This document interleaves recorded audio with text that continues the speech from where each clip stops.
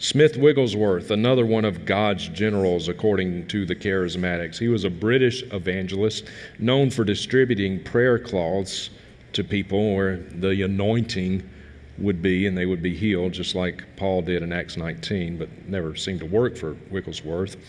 He is quoted as saying, "It is a disgrace for a believer to go to a doctor." So you see, if you're sick and you go to a doctor, well, you're just portraying in yourself a lack of faith. "I'll only pray for you once. To pray twice is unbelief." To one sick person who returned a second night, he said, "Didn't I pray for you last night? You are full of unbelief. Get off this platform." Going out on a limb and saying that mercy was probably not his predominant spiritual gift there. He was known for hitting, punching, and kicking people. So according to Wigglesworth, if you were sick, if you had cancer, it's because you had the demon of cancer attached to you. If you had epilepsy, you had the demon of epilepsy. And he claimed to be able to see these demons in the spirit realm. And the only way to dislodge said demon from the afflicted person, of course, was to punch it or kick it off the people. So he would go and punch people and kick them, just like we see Jesus and the apostles doing in the New Testament.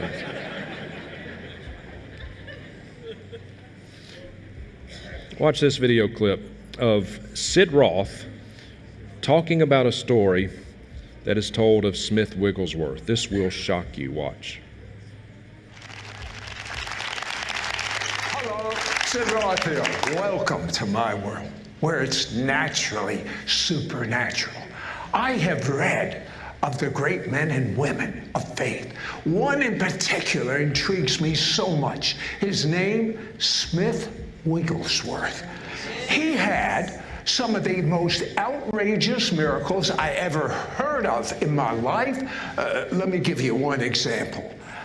Some parents had a 2-month-old baby dying in the hospital.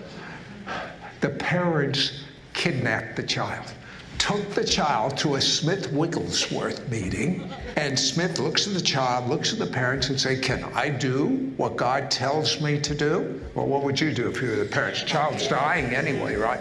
He takes the baby, 2-month-old, throws the baby against the wall. The baby.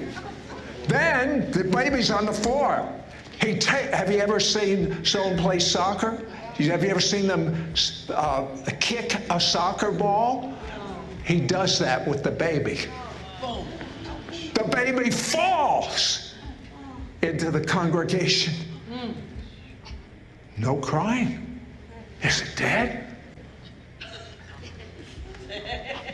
100% healed. No harm. Is that not shocking? Unless you think there are not people in this world dumb enough to believe something like that, the very fact that Sid Roth put this on his television program and broadcast it to the entire world, the very fact that this episode right here remains on his YouTube channel as I speak, is self-evident proof that there are plenty of people in this world dumb enough to believe something like that. I asked Dr. Michael Brown one time, "Do you believe this? Do you believe that that really happened?" And his response to me was, "Well, was the baby healed?"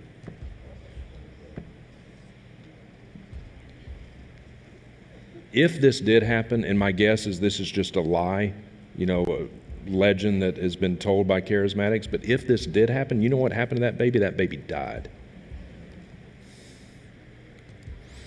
And there are plenty of people in this world that are dumb enough to believe something like this. And remember that one of the mantras that you hear in the charismatic movement today is, what God does for one, He'll do for you. So charismatics all around the world watching this, seeing it on YouTube, and they see this story that is told of one of God's greatest generals, Smith Wigglesworth, and they're thinking, my kid is sick. My neighbor's kid is sick. What God does for one, He'll do for you. There is zero discernment in the charismatic movement today.